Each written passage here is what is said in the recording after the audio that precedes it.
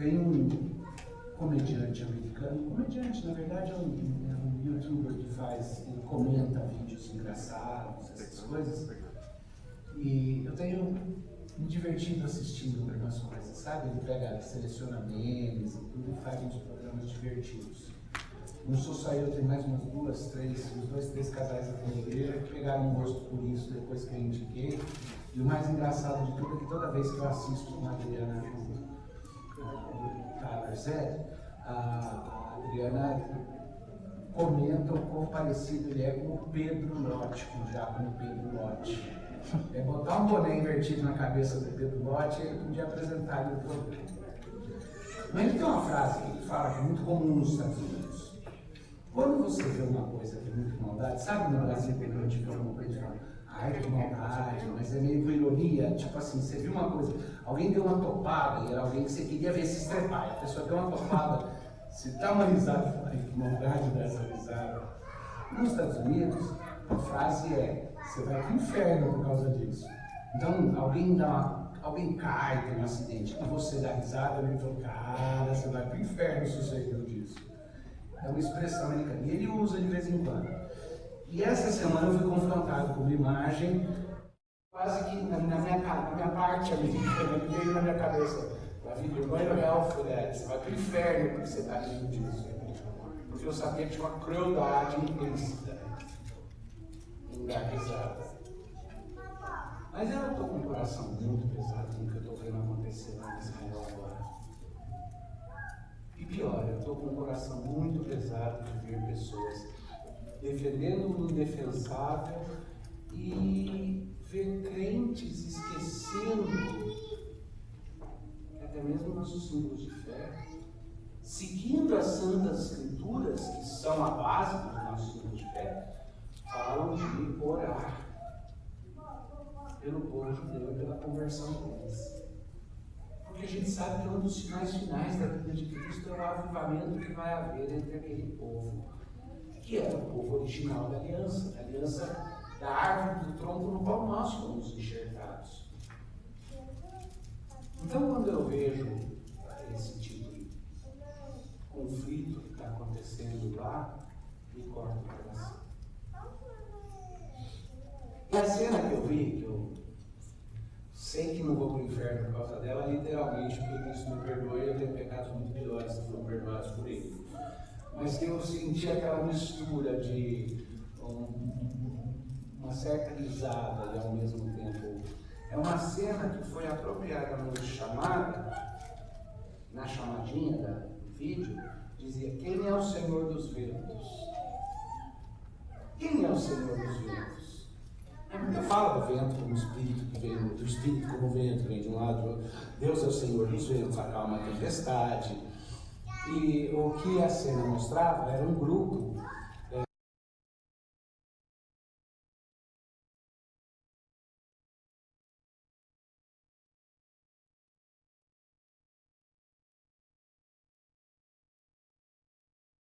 bem grandona, assim, um mastro bem grande, que estava segurando e fazendo assim, e o vento batia pela bandeira, fazia assim, e ele pegou a tocha e achou fogo naquela bandeira, começou a chacoalhar a bandeira, pegando fogo, queimando a bandeira ali para representar o mote deles, que é morte a Israel.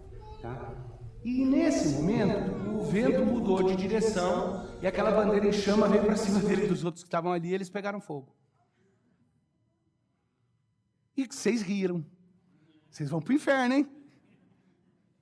Vocês riram, não pode rir. É triste isso.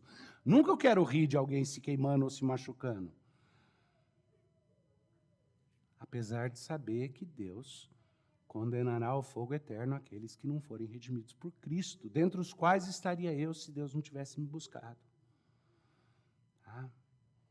Mas ficou na minha cabeça, o Senhor dos ventos, o Senhor dos ventos. Quem é o Senhor dos ventos?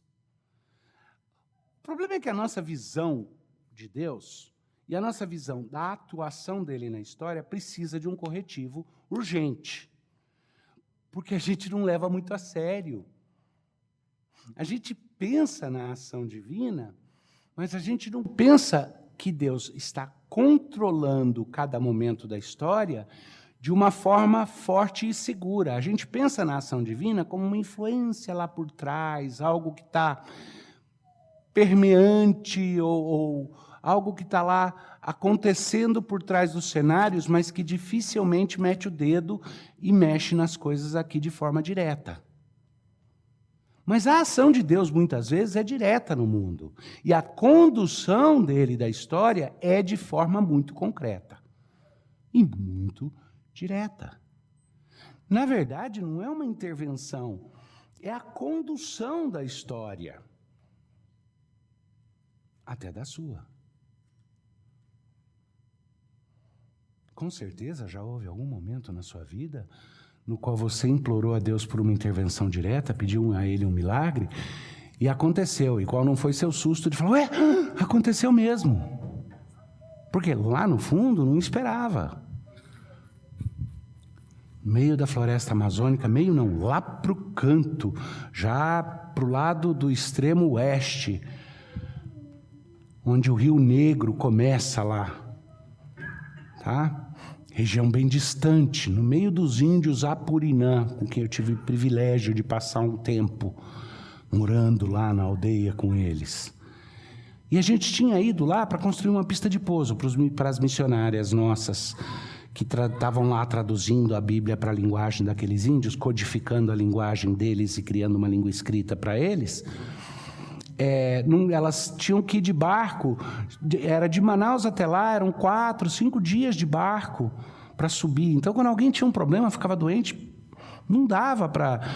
Então, eu trouxe um grupo de jovens dos Estados Unidos, onde eu morava e vivia e estudava, e juntos nós limpamos uma clareira na mata e criamos uma pista de pouso para um avião poder chegar.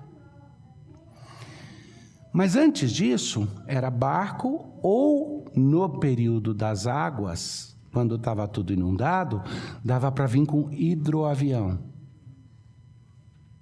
E eu me lembro uma vez que o hidroavião teve que vir para trazer suplementos de emergência, e na hora de ir embora tinha gente doente na aldeia, e então o piloto topou levar no hidroavião. Só que tem uma questão de peso. Para um avião levantar, um hidroavião, avião que levanta na água, a questão do peso é muito importante, porque é uma relação entre o espaço que você tem para você correr, para alcançar a velocidade, e o peso que você tem. Menos peso, você precisa de menos espaço. Mais peso, você precisa de mais espaço. E o espaço é limitado nos rios. Você não pode ter curva, não pode ter... E a gente está todo mundo lá na canoa, esperando para o avião tentar levantar com uma carga que a gente sabia que estava no limite. E o avião vai a primeira vez, e o piloto desiste, porque ele vê que não vai ter jeito. Vira lá no rio e o avião vem de volta. E a gente estava lá em algumas canoas esperando distante, na esperança de que aquele avião levantasse.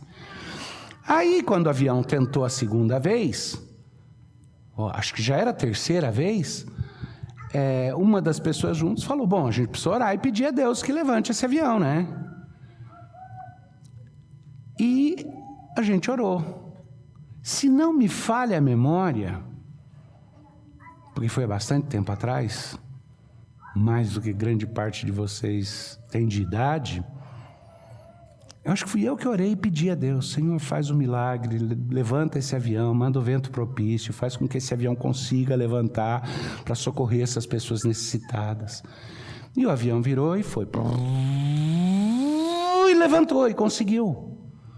E eu comecei a pular na canoa, comecei a ficar animado, outras pessoas celebrando, especialmente os que não eram ali da aldeia, celebrando, nossa, uau! E um mocinho, desse tamanho de gente assim, adulto, porque os Apurinãs são uma etnia que tende a ser bem pequena. Ele era um jovem crente, talvez 16, 17 anos de idade, já um jovenzinho guerreiro, muito forte. E ele começou a olhar assim para mim, fez assim e perguntou, por que vocês estão celebrando como se estivessem surpresos? A gente não pediu para o pai? Ele fez, normal.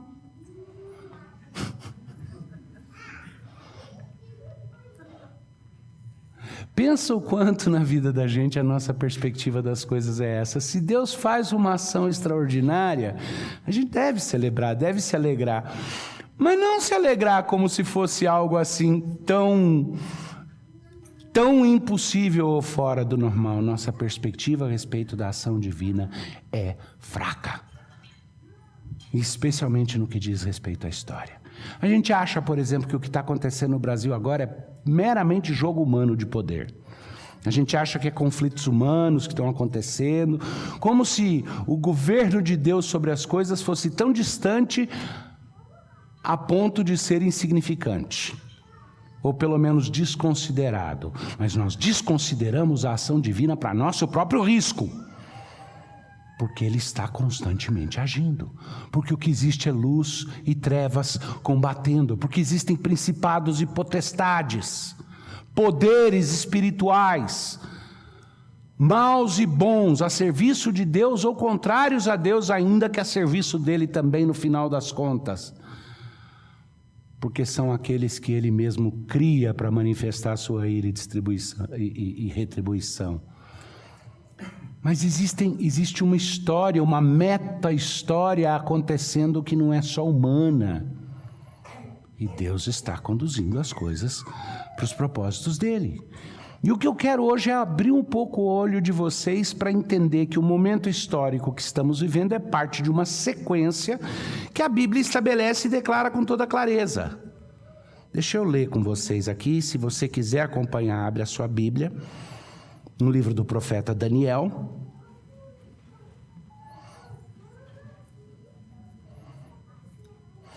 E eu vou contar para vocês mais ou menos o que está acontecendo.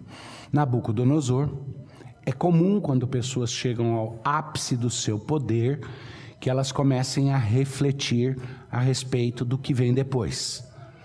Por exemplo, Alexandre o Grande, quando terminou de conquistar o último império conhecido, o último reino conhecido que faltava na época dele, se tornando assim soberano sobre toda a terra conhecida, a terra civilizada. O que foi que ele fez? Alguém lembra? Pode falar. Sentou na sua tenda e chorou, porque não tinha mais perspectiva de novas terras para conquistar. Isso é comum. Nabucodonosor teve um sonho que o incomodou profundamente. Ele sabia que não era só um sonho bobo. Ele entendeu. E como eu disse para as crianças, ele convocou os sábios, que eram chamados de magos. Era uma mistura de cientista com filósofo, era tipo assim a mente da renascença, a pessoa capaz de raciocinar de várias perspectivas. Mas geralmente eram pessoas muito inteligentes.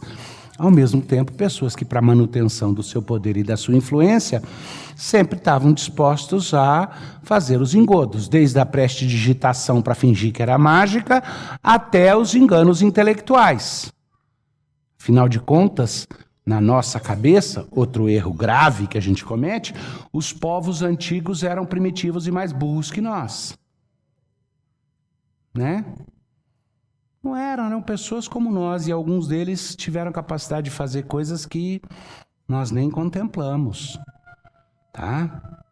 Ele mandou chamar os magos e disse: eu tive um sonho, esse sonho está me tornando irrequieto, eu sei que tem algo de especial, de místico, de mágico nesse sonho meu, e eu não consigo entendê-lo, e eu quero que vocês me contem a interpretação do sonho. E como eu disse para as crianças, os magos então disseram: fala o sonho e te daremos a interpretação.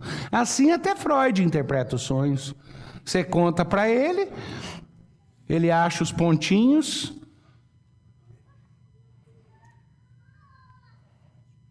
Nabucodonosor virou e falou: eu quero que me dê o sonho e a interpretação para eu ter segurança quanto à interpretação. Se vocês contarem os dois, eu vou acreditar que de alguma forma vocês estão em contato com algo transcendente, que vocês estão de fato entendendo alguma coisa que outras pessoas não entendem. Aí ele percebeu que o pessoal: não, fala o sonho. Se não falar o sonho, como é que a gente vai interpretar? Ele falou: tá bom, é desse jeito que vocês querem fazer. É o seguinte: Se um de vocês não me der o sonho e a interpretação, vocês vão todos morrer. Porque uma coisa eu sei, eu sou soberano absoluto sobre esse mundo.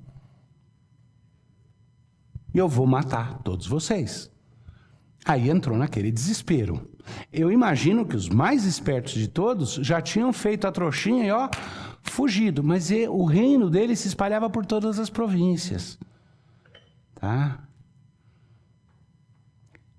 E aí Daniel mandou avisar um intermediário.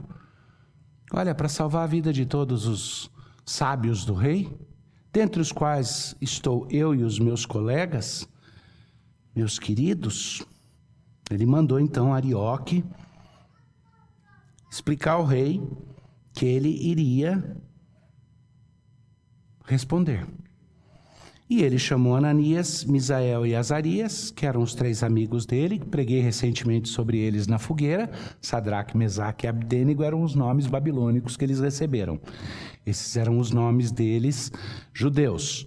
Então Daniel chamou a eles, contou o que estava acontecendo e pediu que eles orassem com ele, suplicando misericórdia de Deus para que ele entendesse esse mistério, para que ele e seus companheiros não perecessem com o resto dos sábios da Babilônia.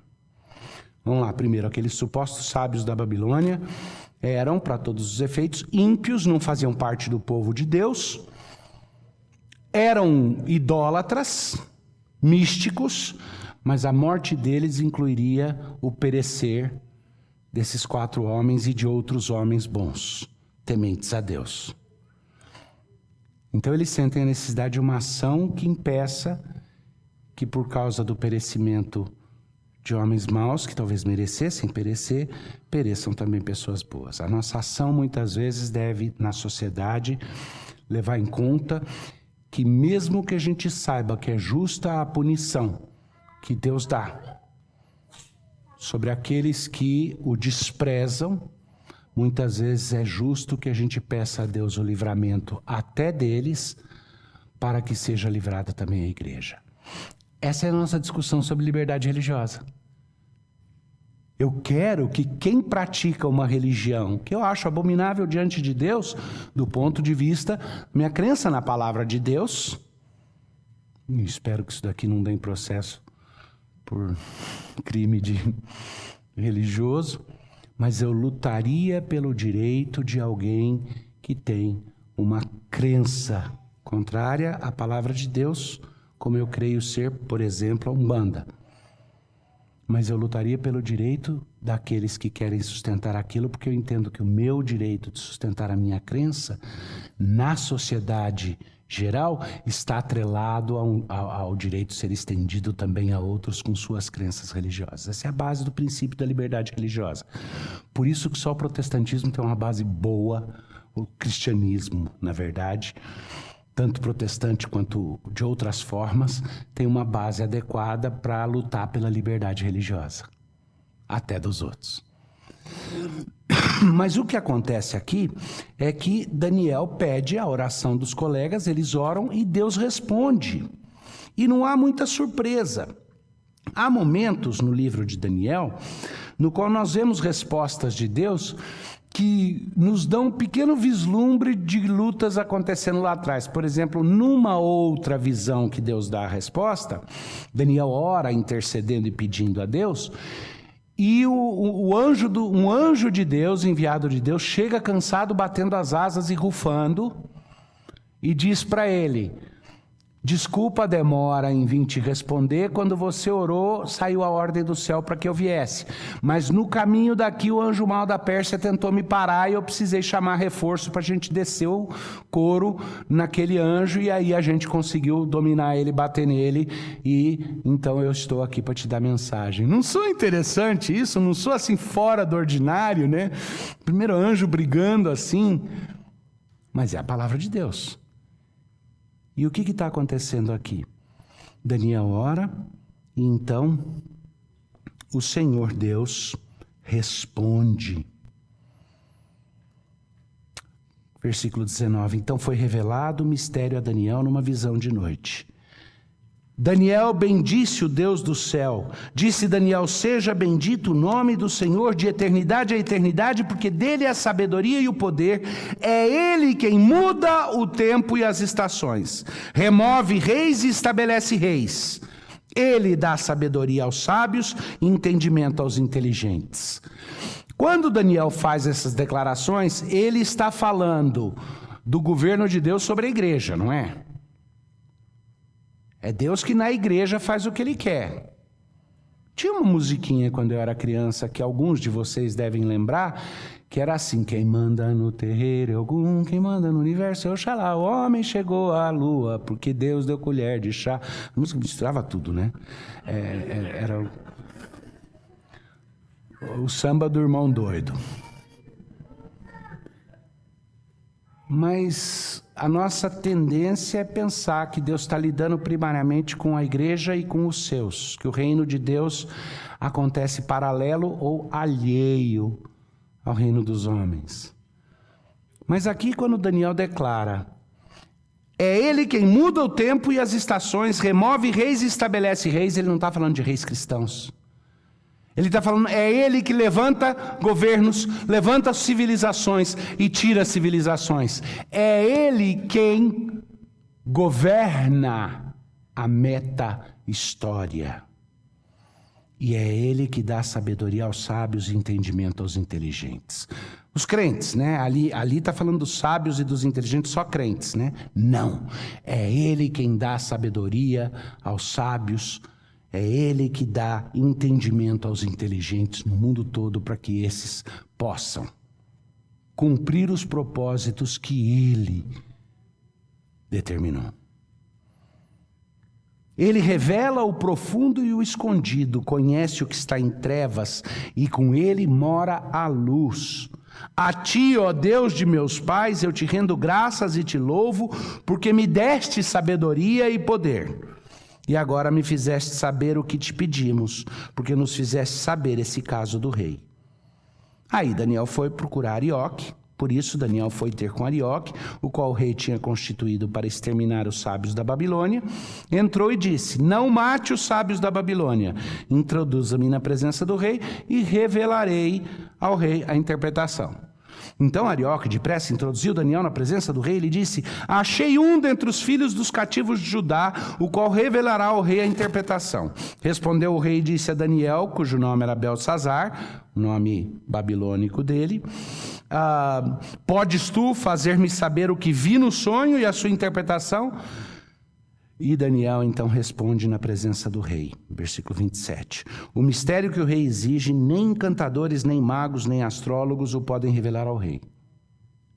Mas há um Deus no céu, o qual revela os mistérios, pois fez saber ao rei Nabucodonosor o que há de ser nos últimos dias.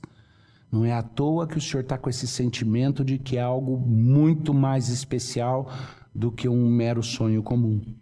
E não é à toa que os seus magos, nenhum vai poder entender o que é, porque Deus falou direto com o Senhor.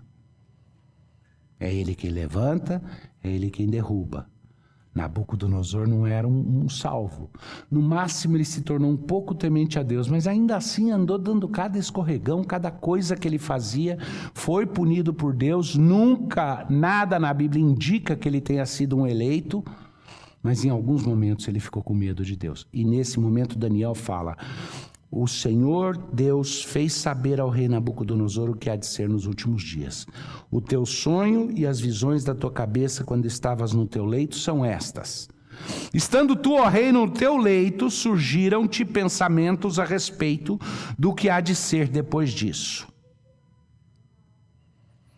E eu tenho certeza que grande parte de nós agora está pensando isso, né? Tem o genérico: como será o amanhã? Responda quem puder. Mas isso é o genérico. Mas eu acho que em tempos como esse, se vocês são parecidos comigo de qualquer forma, vocês devem estar imaginando o que vem pela frente. Como que vai ser o novo normal? Como que vai ser a nossa vida profissional? Quais as consequências das mudanças tão rápidas que nós estamos vendo? Até tomando a vacina, a gente fica: como será? Que reação que eu vou ter? O que vai acontecer? E Daniel disse: Deus lhe revelou o que há de ser depois disso. E aquele que revela todos os mistérios, que é Deus, resolveu te dar a honra de ter respondido a sua pergunta: como será o futuro? E aí Daniel falou: e a mim foi revelado tal mistério, não porque haja em mim mais sabedoria do que em todos os viventes, mas para que a interpretação se fizesse saber ao rei, e para que entendesse as cogitações da tua mente. Deus falou contigo e falou comigo para que eu fosse o intérprete e esclarecesse para você de uma perspectiva correta e não com as distorções que os outros trariam para cá. Então eu vou falar a história como foi, tá? Vou dizer para vocês exatamente, para você, o Daniel falando para o rei, vou dizer para você exatamente o que Deus mostrou para você e disse para mim que mostrou. Tu, ó rei, estavas vendo, e eis que uma grande estátua, esta que era imensa e de extraordinário esplendor, estava em pé diante de ti. A sua aparência era terrível. A cabeça era de fino ouro, o peito e os braços de prata, o ventre e os quadris de bronze e as pernas de ferro, os pés em parte de ferro e em parte de barro. Quando estavas olhando, uma pedra foi cortada sem auxílio de mãos, feriu a estátua nos pés de ferro e de barro e os esmiuçou. Então foi juntamente esmiuçado o ferro, o barro, o bronze, a prata e o ouro, os quais se fizeram como a palha das eiras no estio, e o vento os levou, e deles não se viram mais vestígios. Mas a pedra que feriu a estátua, essa se tornou em grande montanha que encheu toda a terra. Se eu fosse Nabucodonosor, eu não ia saber se eu ficava lisonjeado porque recebi a visão, ou furioso com essa história de que todas as partes dessa grande estátua vão ser pulverizadas e destruídas. Mas o que eu ficaria furioso mesmo é com a interpretação que vem depois. Quer dizer, não sei, talvez ficasse lisonjeado. Deixa eu explicar para vocês. Depois de ti se levantará... Aí o Daniel então começa. Este é o sonho e também a sua interpretação, diremos ao rei. Tu, ó rei, rei de reis, não é o rei dos reis, é o rei de reis. Um mero imperador humano, mas com poder absoluto sobre toda terra conhecida, civilizada da época. Tu, ó rei, rei de reis, a quem o Deus do céu conferiu o reino, o poder, a força e a glória. Deus deu isso para esse ímpio. A cujas mãos foram entregues os filhos dos homens, onde quer que eles habitem, e os animais do campo e as aves do céu, para que dominasse sobre todos eles. Tu és a cabeça de ouro. Nessa hora, eu já ia, se eu fosse Nabucodonosor, eu ia falar: para por aí, gostei, mandou bem, eu sou a cabeça de ouro, legal. Só que a cabeça de ouro está sendo sustentada por um peito, que está sendo sustentado por um quadril, que está sendo sustentado por pernas, que está sendo sustentado por pés. E a cabeça é de ouro, mas o resto não é. E Daniel vai continuar dizendo assim: depois de ti se levantará um outro reino, inferior ao teu, menos glória, menos poder, menos força, mas muito forte ainda. E um terceiro reino de bronze, o qual terá domínio sobre toda a terra. O quarto reino será forte como o ferro, pois o ferro a tudo quebra e esmiuça. Como o ferro quebra todas as coisas, assim ele fará em pedaços e esmiuçará. Quanto ao que viste dos pés e dos artelhos, em parte de barro de oleiro e em parte de ferro, será esse um reino dividido. Contudo, haverá nele alguma coisa da firmeza do ferro, pois que viste o ferro misturado com barro de lodo. Como os artelhos dos pés eram em parte de ferro e em parte de barro, assim por uma parte o reino será forte e por outra será frágil. Quanto ao que viste do ferro misturado com barro do lodo, misturar-se-ão mediante casamento, mas não se ligarão um ao outro, assim como o ferro não se mistura com o barro. Mas nos dias destes reis, vários. Não é mais um império unificado, não tem mais um cabeça, não tem mais um. Nos dias destes reis, desses poderes, o Deus do céu suscitará um reino que não será jamais destruído. Esse reino não passará a outro povo. Esmiuçará e consumirá todos esses reinos, mas ele mesmo subsistirá para sempre. Como viste que do monte foi cortada uma pedra sem auxílio de mãos, e ela esmiuçou o ferro, o bronze, o barro, a prata e o ouro. O grande Deus fez saber ao rei o que há de ser futuramente. Certo é o sonho e fiel a sua interpretação. Ok. Qual é a possibilidade de você interpretar isso diferente do que uma previsão de como seria o futuro e as épocas dos grandes impérios? Sem desrespeitar o texto. Não dá. Porque Daniel falou, Deus te revelou o que vai acontecer na sequência de grandes crises ou transformações civilizatórias, os grandes impérios, os tempos. Isso é verdadeiro, vai acontecer, e eu estou interpretando com fidelidade. É o que Daniel falou para o rei. Então o rei Nabucodonosor se inclinou e se prostrou de rosto em terra perante Daniel e ordenou que lhe fizessem oferta de manjares e suaves perfumes. Disse o rei a Daniel: certamente o vosso Deus é o Deus dos deuses e o Senhor dos senhores, Senhor e os revelador dos reis e o revelador de mistérios, pois pudeste revelar esse mistério. Então o rei engrandeceu a Daniel, lhe deu muitos e grandes presentes e o pôs por governador de toda a província da Babilônia, como também o fez chefe supremo de todos os sábios da Babilônia. A pedido de Daniel, constituiu o rei a Sadraque, Mesaque e Abdênego sobre os negócios da província da Babilônia. Daniel, porém, permaneceu na corte do rei. O que vem logo depois? O último sermão que eu preguei em Daniel, que era sobre a fornalha de fogo. O rei Nabucodonosor fez uma grande estátua dourada que todo mundo tinha que se prostrar e adorar. Porque já que ele é a cabeça de ouro, ele vai fazer uma estátua, uma imagem dele, porque todo mundo vai ter que adorá-lo. E aí vocês lembram o que é que Deus faz como resposta. Mas eu quero destrinchar um pouquinho mais com vocês aqui o que está acontecendo em termos dos reinos. Vamos lá, vamos fazer um trabalhinho que não é 100% absoluto, porque nosso conhecimento tem certos limites, mas ao mesmo tempo é meio que por certo. É consenso, quando você analisa historicamente. Primeira coisa que eu quero lembrar é que muita gente vira e fala, isso daí é etnocentrismo, se você só falar de sociedade ocidental, porque as outras sociedades se desenvolveram, as outras sociedades se desenvolveram à parte. Isso não é verdade nem no passado distante e nem num passado próximo. Isso aconteceu num passado médio. Mas vamos lá. Na época de Alexandre, na época de Nabucodonosor, na época dos persas, já havia o que hoje a gente chama de sociedade ou civilização ocidental à parte do Oriente? Não. O domínio estendia ao Oriente também.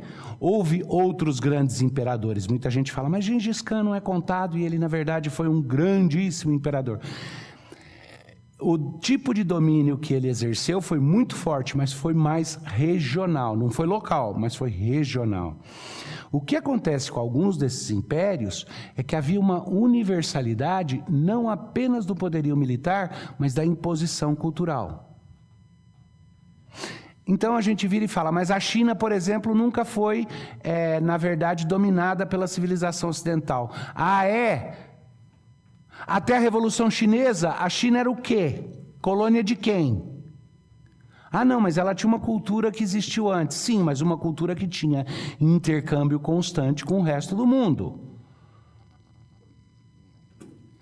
Mas hoje, quando os chineses querem negociar ao redor do mundo, qual a língua que eles usam, a linguagem que eles usam?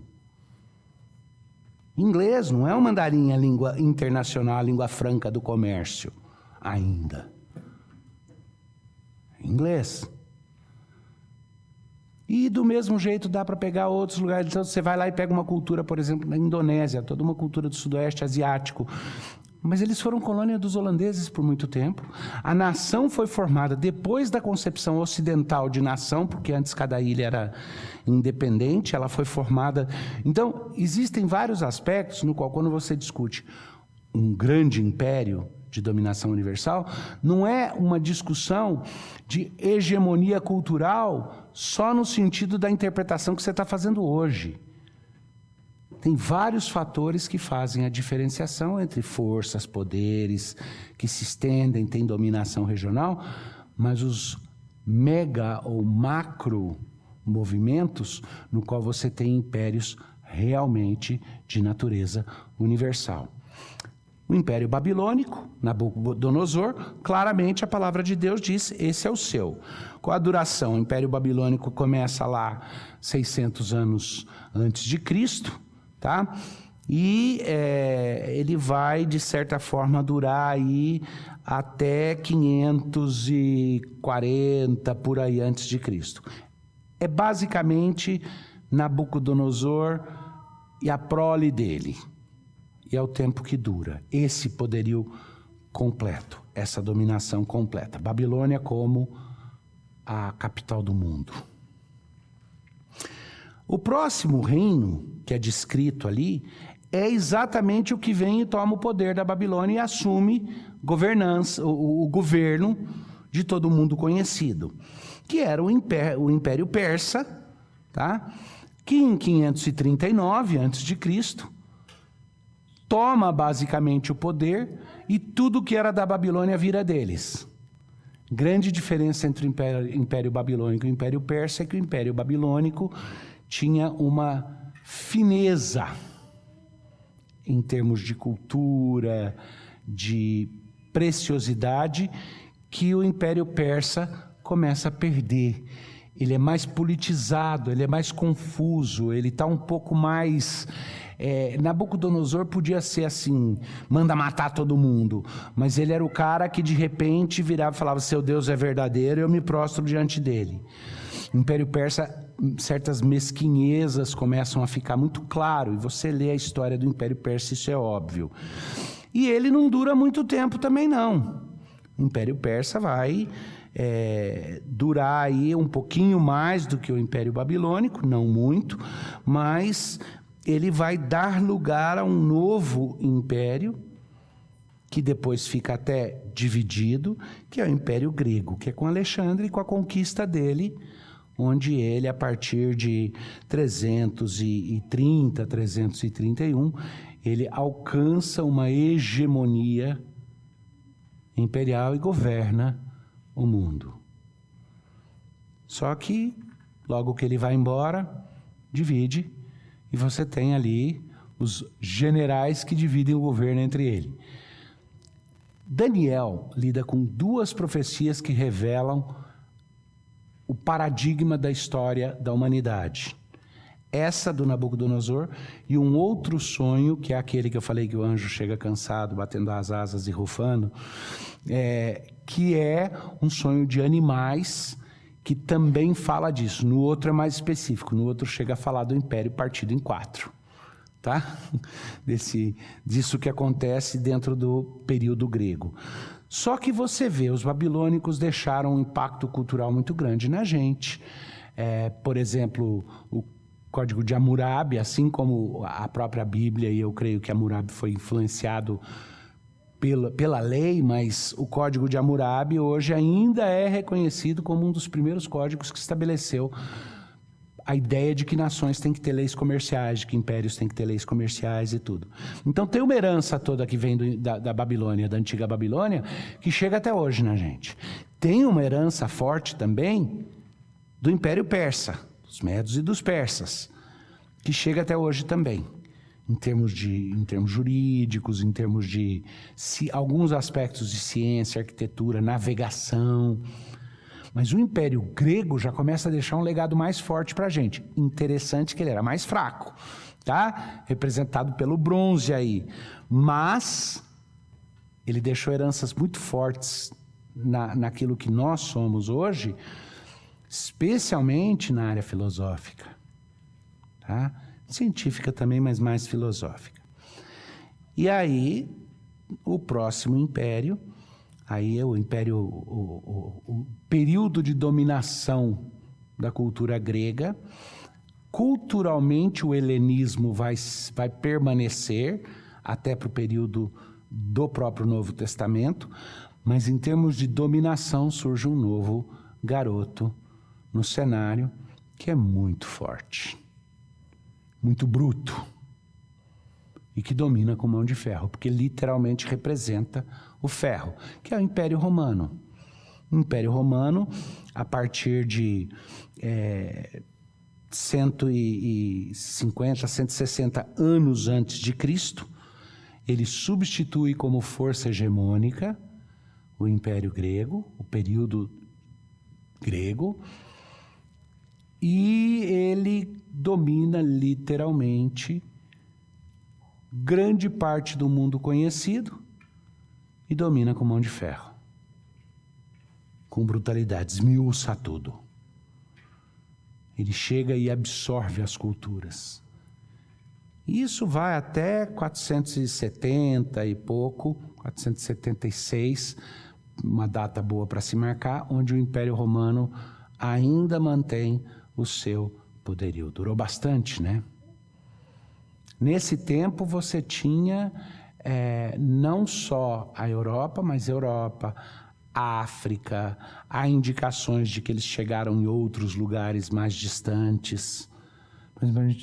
Existem indicações fortes que os fenícios talvez tenham chegado no que hoje nós conhecemos como o continente das Américas.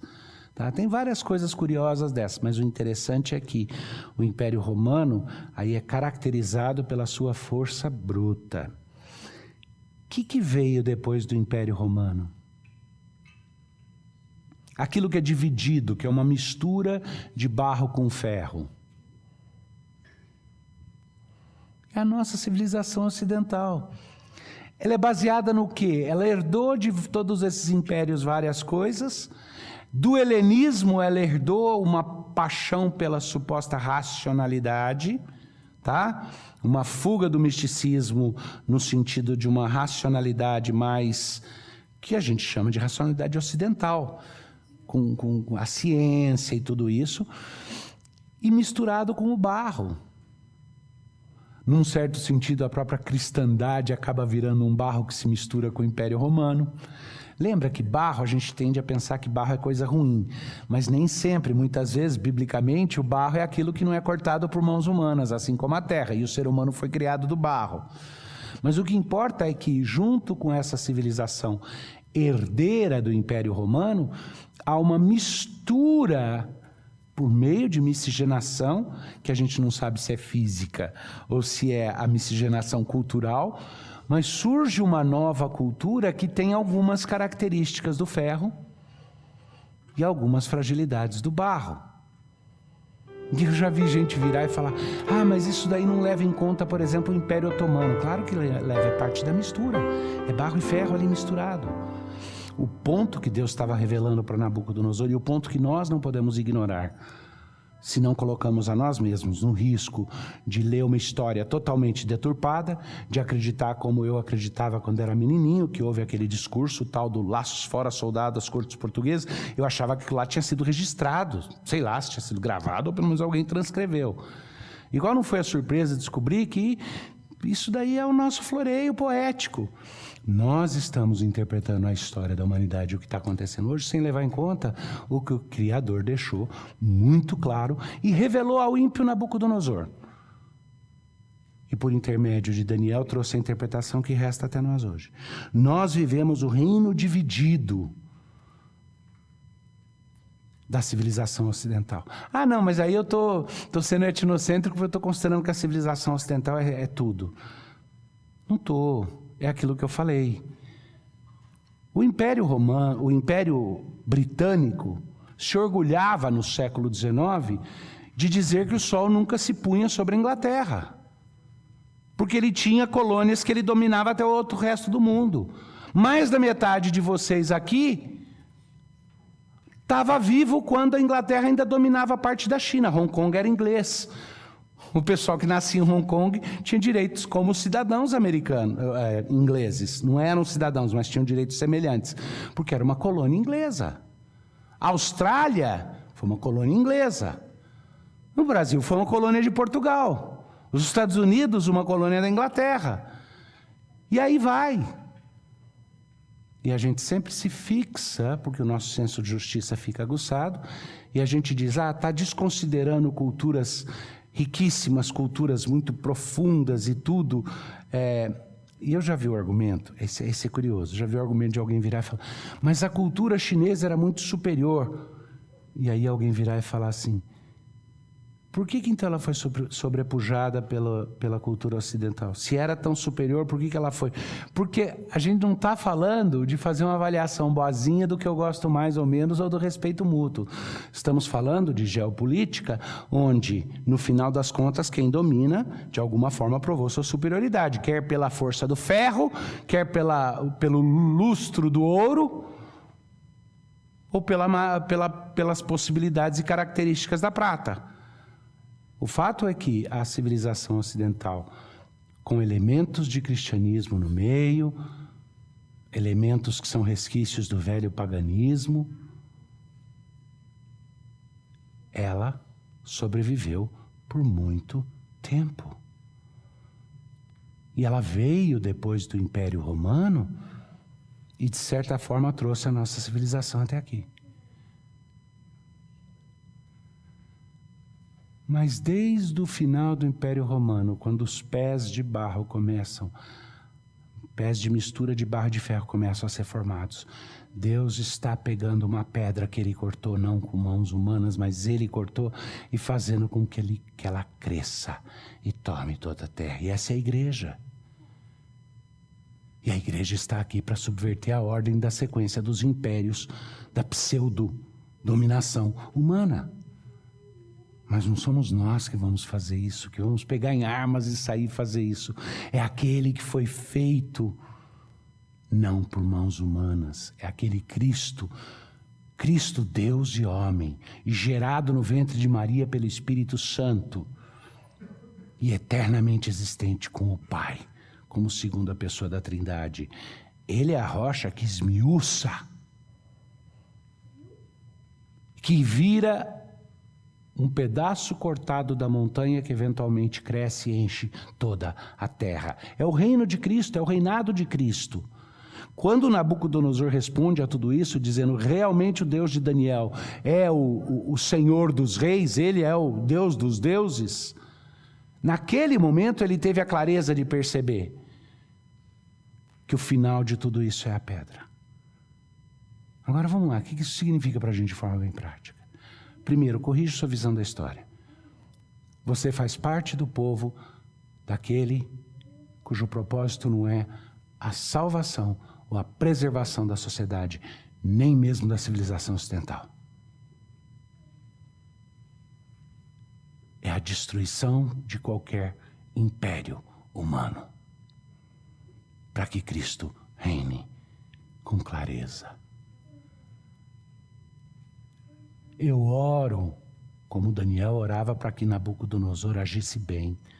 Eu oro para que as autoridades e aqueles que têm poder político na minha nação e de forma global o exerçam de uma forma justa e boa.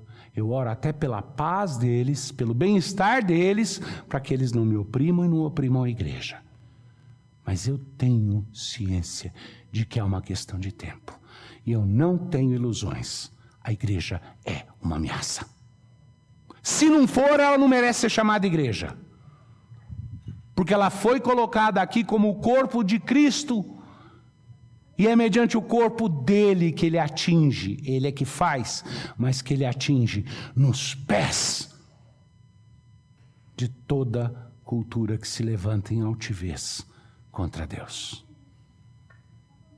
E à medida que nós estamos vendo a nossa cultura ficar cada vez mais altiva e voltar aos sonhos da velha Babel, se preparando para mais e mais dizer o que nós precisamos agora é de uma união global, o que nós precisamos agora é uma ação humana para salvar o planeta, o que nós precisamos agora é acabar com as fronteiras, fazer um reset da economia, precisamos criar... Eu não vou nem entrar nos detalhes, todas essas coisas são manifestações da vontade de construir um império unificado. E por mais que as pessoas digam, não, mas eu não quero mandar, é para todo mundo compartilhar o poder.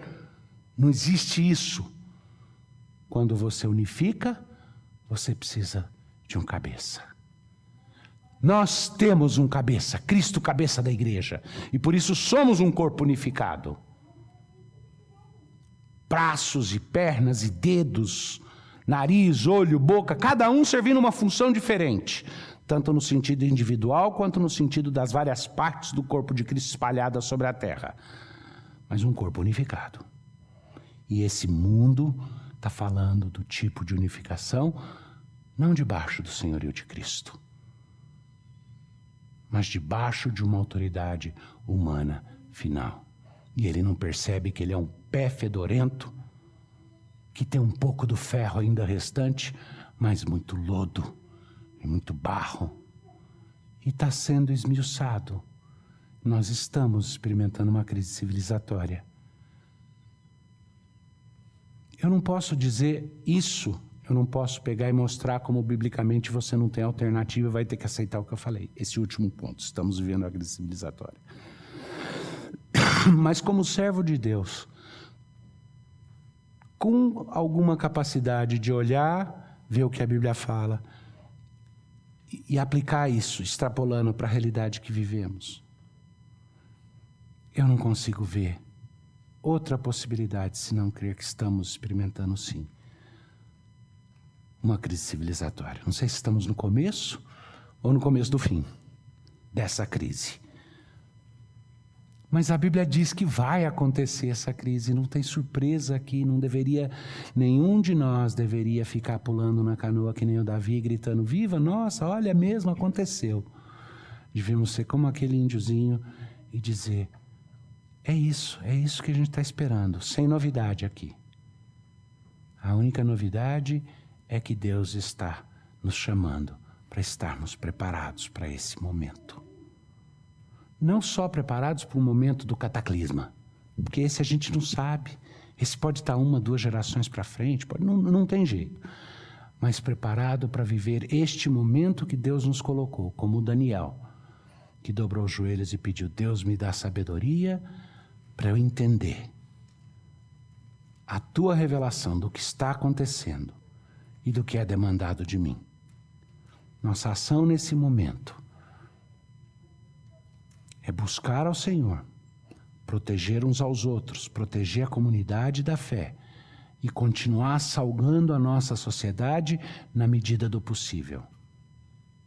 Mas nosso objetivo não é salvar essa sociedade. Eu quero mitigar o mal?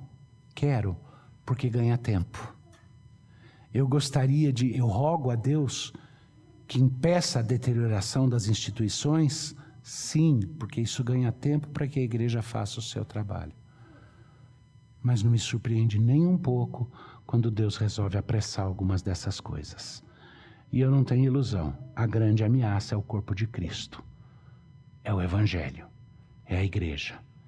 Ainda podemos, como disse o pastor Heber na semana passada, ainda há tempo. Agora é o Kairos de Deus, que ainda há tempo. Quando o pastor Heber falou do Kairos e do Cronos e falou sobre o tempo de Deus e tudo, não me deixava de vir na cabeça uma analogia que é a do surfista.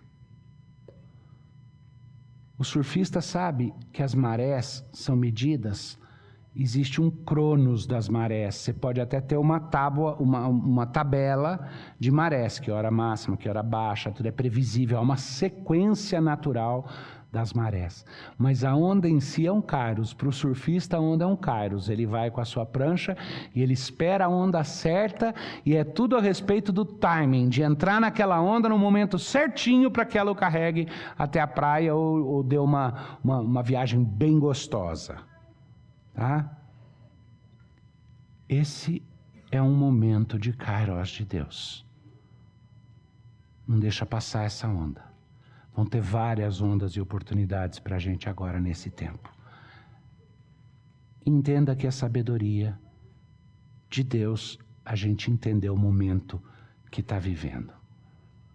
E para mim é conforto, eu creio que para vocês também, saber o final. O final é que a estátua cai e vira tudo palha. Que toda tentativa humana de criar impérios cai por terra. É poeira. Poeira espalhada. Mas o reino de Cristo toma toda essa terra e se expande para todo o resto da criação, do cosmos, do mundo que ainda nem é conhecido. E quiçá nós vamos ser aí os instrumentos de Deus para espalhar a glória dele para o resto do universo.